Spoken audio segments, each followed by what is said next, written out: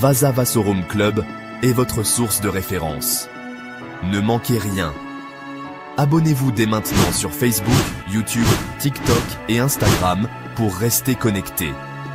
Je suis Vasa Vasorum Club. Salut à tous, je m'appelle Alain Mikintambu, étudiant en médecine. Aujourd'hui, je vais vous parler d'un sujet très important intitulé la mort fœtale in utero.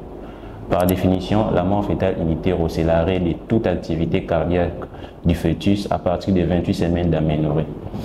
Et si c'est en dessous des 28 semaines d'aménorrhée, on préfère parler d'une fausse couche. Cette mort fœtale in utero peut survenir pendant les travaux d'accouchement qu'on appelle une mort en intrapartum, soit ça peut survenir avant le début du travail d'accouchement qu'on appelle une mort en antépartum. Parmi les causes de la mort fœtale in utero, on préfère les regrouper en trois groupes. On a les causes maternelles, les causes fœtales et les causes annexiennes. Si on peut donner quelques exemples dans les groupes de causes maternelles, on peut citer les traumatismes. Ça peut survenir soit dans les accidents de la voie publique, soit par de violences physiques. Toujours dans les groupes de causes maternelles, on peut citer la toxicomanie, donc la prise de l'alcool, soit des médicaments qui peuvent être phétotoxiques. Parmi les causes fœtales, on peut citer les malformations congénitales. On peut avoir la parochisis, l'omphalocèle, l'anencéphalie. Donc l'enfant est né sans cerveau, donc c'est incompatible à la vie.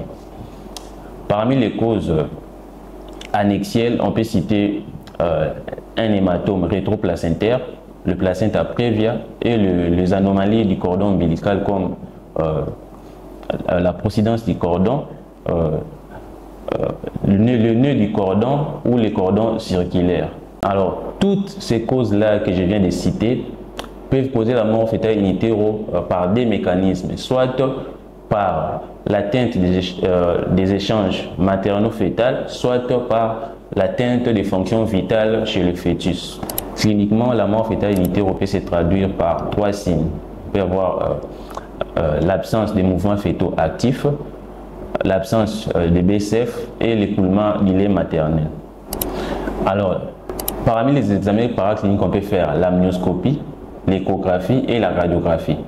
L'amnioscopie va donner les informations sur l'aspect du liquide amniotique qui peut être sanglant. Et à l'échographie, on aura les signes de Devel. Les signes de Devel, c'est l'image à double contour au niveau du pôle céphalique du fœtus. Et puis, ça traduit l'interposition de l'air entre les cuirs chevelus et le crâne. À la radiographie, on peut avoir le spalding 1 qui est le chevauchement des os du crâne et le spalding 2 qui est l'angulation de la colonne vertébrale.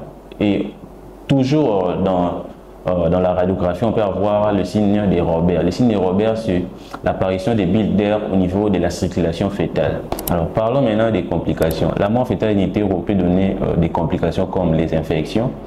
Et puis, en cas de la grossesse gémellaire, s'il y a une mort fœtale in utero d'un fœtus, donc les toxines peuvent traverser la circulation et aller intoxiquer l'autre fœtus. Donc, ça peut causer aussi la mort de l'autre jumeau.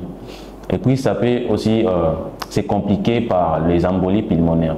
Alors, pour extraire le fœtus, on peut faire l'induction du travail au cas où la femme a un bon bassin, elle n'a pas un utérus cicatriciel et l'enfant doit être en position céphalique dessommée. Si l'extraction par voie basse est impossible, on peut faire le brindo qui est l'extraction par voie haute du fœtus déjà mort.